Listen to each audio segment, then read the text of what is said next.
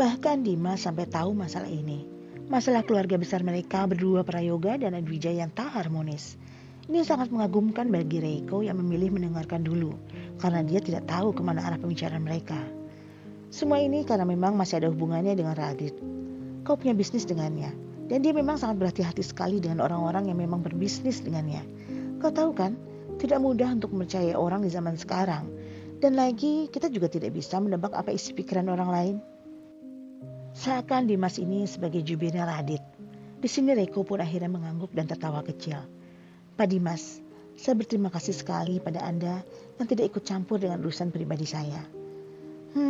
Kan sudah aku bilang, selama tidak ada keuntungannya untukku, dan aku memang tidak terpanggil untuk ikut campur di sana, dan tidak ada yang mengajakku, maka aku tidak akan masuk. Kecuali kalau Farhan bertanya-tanya padaku, ya aku akan menjawabnya. Ini yang tidak menyenangkan untuk Reiko. Untung saja, dia sekarang sedang berhenti di lampu merah dan bisa menatap ke arah Dimas. Hahaha, aku bercanda. Tenang sajalah, tidak akan aku ikut campur dengan urusanmu. Apalagi aku tahu kakekmu sepertinya tidak tahu dengan permainanmu di belakang, bukan? Dimas bukan orang yang tidak tahu apa-apa di sini. Makanya Reiko pun menganggukkan kepalanya lagi. Berapa persen kira-kira Pak Dimas tahu semuanya? Dia tidak mau berpanjang lebar lagi. Makanya pertanyaan tadilah yang muncul dari Reiko. Apapun yang Sandi tahu, aku tahu. Itu karena kami sering berkumpul bareng. Jadi kau jangan berpikir kalau Sandi itu bocor dan dia suka ngegosip lalu memberitahukan semua informasinya kepada aku. Dimas memilih mengelengkan kepalanya pelan. Kadang kami bertemu di kafe, kantor, mana saja yang paling dekat dengan lokasi kami bertiga. Di sana, biasalah, namanya juga teman lama, kami menghabiskan waktu bareng. Apalagi kadang kami juga membicarakan bisnis-bisnis baru dan Radit itu suka tanya-tanya ke Sandi. Kadang meminta informasi darinya, apapun di depan kami. Makanya kami bisa tahu apa yang terjadi yang berhubungan dengan urusan Radit. Saya paham jadinya Pak Dimas. Ya, Dimas memang tidak berniat untuk menguping. Ini sudah clear untuknya. Ya, karena kadang Radit juga suka pusing dan dia memilih untuk minum di luar. Walau itu cuma sekedar minum seteguk dua teguk atau satu seloki dua seloki, tapi itu sudah cukup untuknya. Jadi Pak Raditya tidak pernah pulang ke rumah dalam kondisi mabuk. Tidak, dia tidak pernah mau menunjukkan itu di depan anak-anaknya. Hanya hobi lama sajalah, celetuk Dimas lagi, yang belum ditimpali oleh Reiko, karena dia sudah menginjak pedal gasnya lagi menuju ke helikopternya. Apa dia gadis baik-baik? Sebenarnya Reiko tidak membahas ini lagi. Toh Dimas juga mengatakan dia tidak ingin ikut campur. Tapi tiba-tiba pertanyaan itu diberikan ketika Reiko sudah menginjak rem, karena mereka memang sudah sampai di tempat helikopter itu berada. Iya, dia gadis baik-baik. Reiko tahu siapa yang Dimas maksud dan Reiko yang tak mau memperpanjang pembahasan ini makanya sudah menunjuk ke arah helikopternya. Mari turun Pak Dimas. Oke. Dimas pun narik napas lega saat berjalan mendekat ke arah helikopter.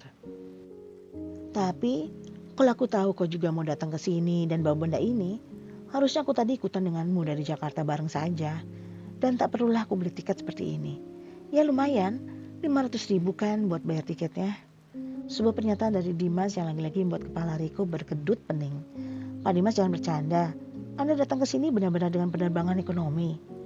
Setelah mereka duduk dalam helikopter dan pilot juga sudah bersiap menerbangkannya, Reiko benar-benar tak tahan untuk bertanya begini.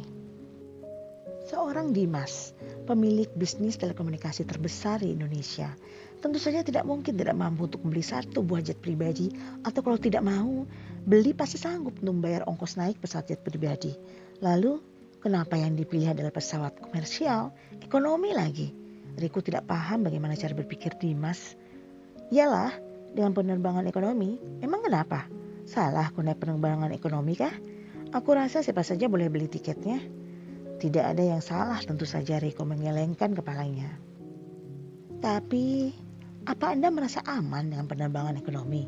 Bagaimana jika sebelah Anda banyak bertanya pada Anda, mengenali Anda dan mungkin Anda tidak bisa beristirahat, atau mungkin tempat duduknya kurang comfort, dan itu kan kecil sekali, seperti ada di dalam bus.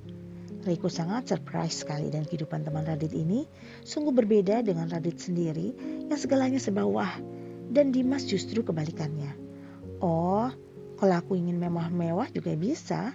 Aku juga sering melakukan seperti yang kau lakukan itu. Kini dia merogoh sakunya dan menunjukkan sesuatu pada Reiko. Bagaimana dengan koleksiku? Murahan tidak? Hahaha, ya saya tahu. Anda adalah salah satu ikon besar di Indonesia dan itu semua luar biasa. Tapi perusahaanku masih di bawah perusahaan Wijaya, yaitu hanya koleksiku sebagai hobi, karena aku suka supercar. Tapi kadang-kadang aku juga ingin jadi orang biasa. Tapi tidak perlu bahas tentang aku. Pas sekarang, dia ingin mengusik kehidupan pribadiku yang tadi katanya tidak ingin dipedulikan olehnya. Jangan-jangan dia ingin mengorek informasi dan mengadu pada Farhan, lalu semua jadi masalah besar nantinya. Dimas selalu serius menatap Reiko yang mulai khawatir apa yang ingin dibicarakannya dan sungguh membuat hati Reiko cemas. Lalu Anda ingin membahas apa, Pak Dimas?